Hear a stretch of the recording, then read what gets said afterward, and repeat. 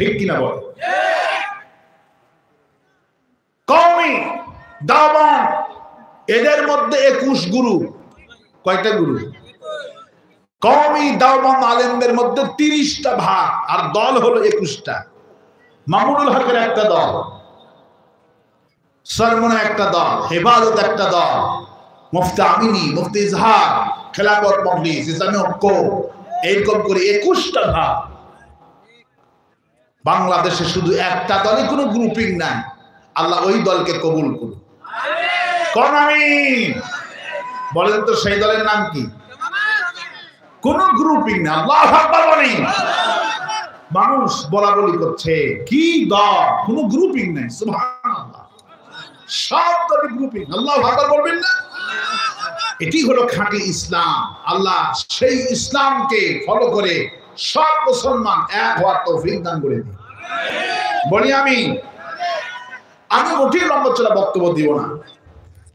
আমাদের তাফসীর মাহফিলের গুরু, তাফসীর মাহফিলের সম্রাট শহীদ আল্লামা সাইদ রহমাতুল্লাহ আলাইহি তাফসীর শেষ করে ইশারের নামাজ মাহফিলে আদায় করত 50 বছর। সুবহানাল্লাহ।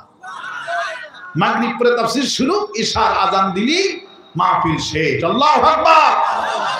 এটি ছিল কোরআনে কারীমের তাগি, বিশ্ব নবীর সুন্নাহ। আমরা যে আদালতের একটা দুইটা মতো মাহফিল করছি, এটা কিন্তু সম্পূর্ণ বিদআত এবং কবিরা গুনাহ। কারণ আল্লাহ পাক বলেছেন ওয়া জাআল্না নাওমাকুম সুবাতা, আমি রাত বানিয়েছি ঘুমানোর জন্য, আর আমরা সেই ঘুম সময়কে তাফসীরের কাজে লাগাচ্ছি। এটা আল্লাহর কাছে পছন্দনীয় নয়। রাসূল করিম সাল্লাল্লাহু আলাইহি ওয়াসাল্লাম ইশার নামাজের পর কোনো জীবনে তাফসীর করেননি, সাহাবীদের সাথে কথাও বলেননি। ইশার নামাজ পড়ে ঘুমিয়ে যেতেন। 12টার পর তাহাজ্জুদে উঠতেন নামাজের জন্য। সুবহানাল্লাহ। আর আমরা একটা দুইটা পর্যন্ত তাফসীর শুনে মুসল্লির সংখ্যা মাহফিলের দিনে কমবে মসজিদে। আমি জিজ্ঞেস করলাম আজকে মুসল্লি কেন কম? করে মাহফিল হয়েছে তো তাই ইমাম, মুয়াজ্জিন, মুসল্লি কেউ নাই, সব ঘুমে। আমি চিন্তা করলাম এক রাত জেগে যদি এই মহল্লার মসজিদের ইমাম, মুয়াজ্জিন আর মুসল্লির অবস্থা এই হয়, আমাদের অবস্থা কি হবে? আমাকে একদিন বলছে হুজুর জামাতে নামাজ আদায় করতে পারেন? আমি বললাম জীবনেও জামাতে নামাজ আদায় করতে পারিনি।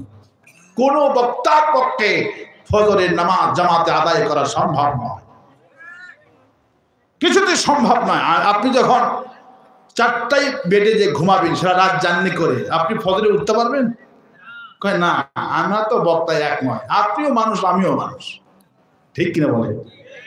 একদিন মাহফিল করে ওই এলাকার মানুষের মুসল্লির সংখ্যা কমে যায়। ঠিক কিনা?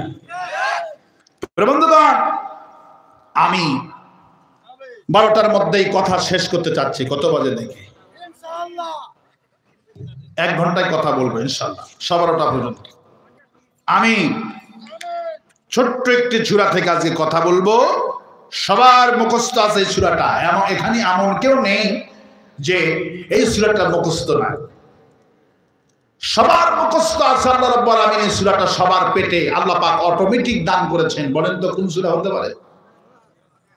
সবার মুখস্থ আছে সূরা কুলহু। কি নাম?